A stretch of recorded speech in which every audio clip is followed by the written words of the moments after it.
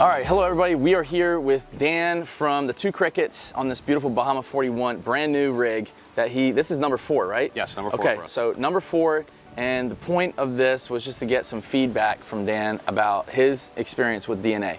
And I will start off by saying we used to know the same people, and you were well aware of them getting the boats coated all the time. Yep. And you still passed, because you were in Iraq, so you didn't really see the need for it. But then you inherited or bought a third Bahama 41, Yes. which was a reef bum, and it had it on it.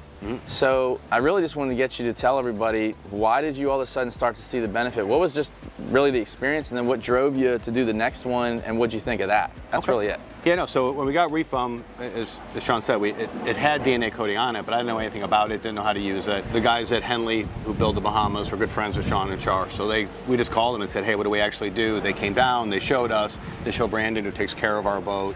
And literally, we used to have to come back. We fished once a week, give or take, sometimes twice a week, and it was always, brush the deck, kind of rinse, but not really rinse. And then Brandon would have a lot of work to do on Sunday or Monday when he came to get ready for the next week. With reef bum, we found that I would just squirt the boat down, and I never had to use a brush.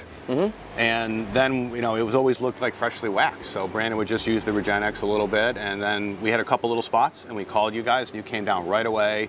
You were super fast, your team was great, they were super easy to work with. They touched up the spots, and then when it was time to get our next one, which was a few months later, there was no doubt we're using DNA. We'll always use DNA, actually. It keeps the boat great. I'm not big on doing any real work. I just like to rinse the boat when we come home. I know I'm supposed to dry it. I don't really do that all the time, but we do have a spot 0, so maybe I get away with not drying it. You do? Honestly, the boat just always looks just like this. This one's brand new, but they look like this after a couple years, so. Sharp, and I think that's like kind of everybody always agrees, and just talk about the sharpness of it.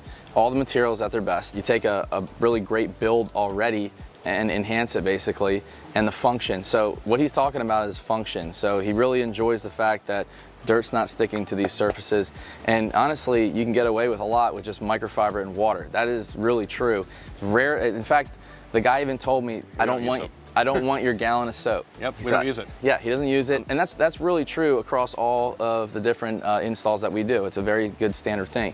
Now, the last thing I would say is, as far as looking at the overall, that there's always an annual that comes up. You've got a detailer. Brandon actually takes care of this.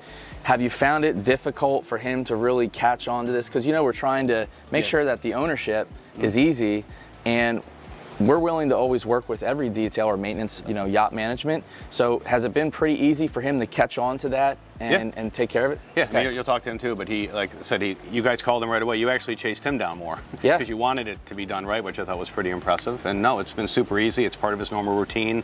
We don't go through that much material. You think you go through a lot. It's really not that much. And, for what these things cost to keep them brand new, it's worth it.